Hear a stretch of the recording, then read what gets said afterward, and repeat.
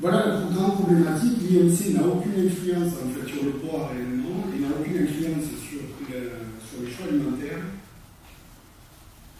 puisqu'en fait, c'est une évaluation et même une surévaluation de l'image corporelle qui est à l'origine de toute la modification des choix alimentaires. C'est-à-dire que la personne de manière permanente va soit s'évaluer dans le miroir, soit va à travers les vêtements, soit à travers les critiques des autres, va évaluer son image corporelle.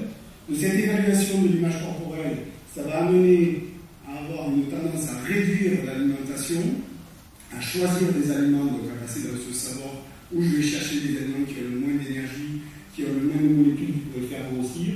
Ça va générer donc ce strict dieting, c'est-à-dire ce régime de restriction cognitive, et qui va avoir pour conséquence deux choses, c'est-à-dire un comportement souvent qui est dichotomique, comme on va le voir après, c'est-à-dire que comme je réduis mon alimentation, il y a deux situations.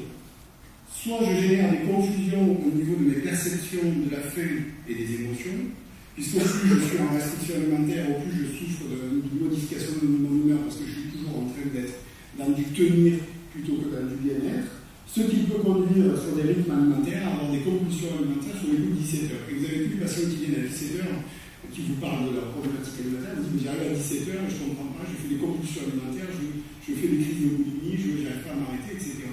Alors que c'est le fait de se réduire tout au long de la journée qui va générer ces comportements alimentaires et qui n'a rien à voir dans un premier temps avec un aspect émotionnel. Et ça, c'est vraiment important de faire le tamis des crises, comme j'appelle, c'est-à-dire de bien éloigner.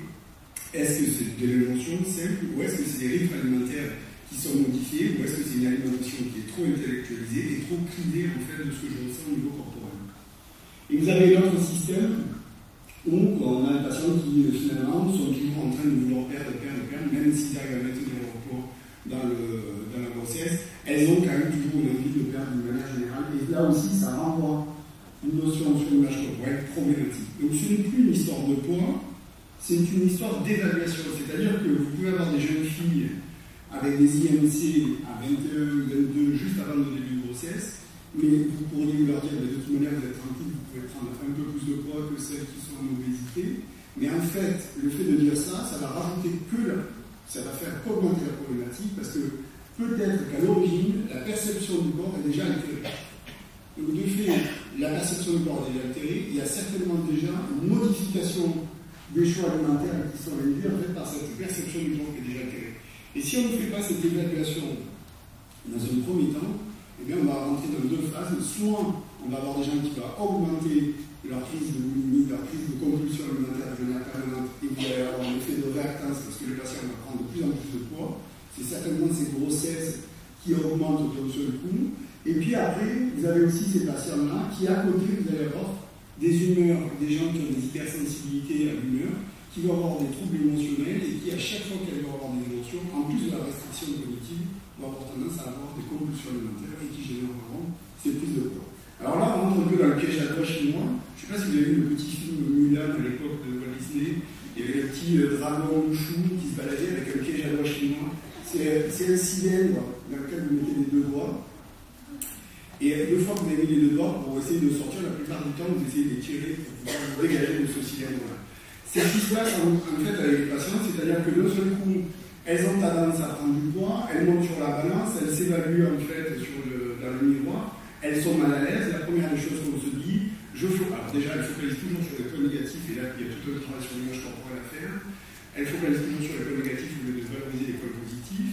De ce regard sur les points négatifs, ça va générer en fait une modification du comportement alimentaire, ça va modifier tous les choix alimentaires. Comme j'ai l'impression de plus en plus de prendre de poids pendant mon premier trimestre ou la fin, ça commence à devenir anxiogène dans la glace. Donc du coup, je vais commencer à me dire, je vais réduire mon alimentation pour pouvoir stabiliser tout ça.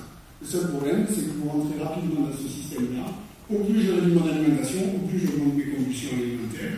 Donc vous avez ce phénomène de piège à doigts chinois, c'est vous tirez, puis d'un seul coup, comme c'est les crémaillères, vous avez les deux doigts qui sont bloqués. Et là, vous vous retrouvez dans une situation où le poids ne bouge plus, mais alors par contre, vous n'avez que des obsessions alimentaires et vous êtes en permanence dans la lutte contre la faim.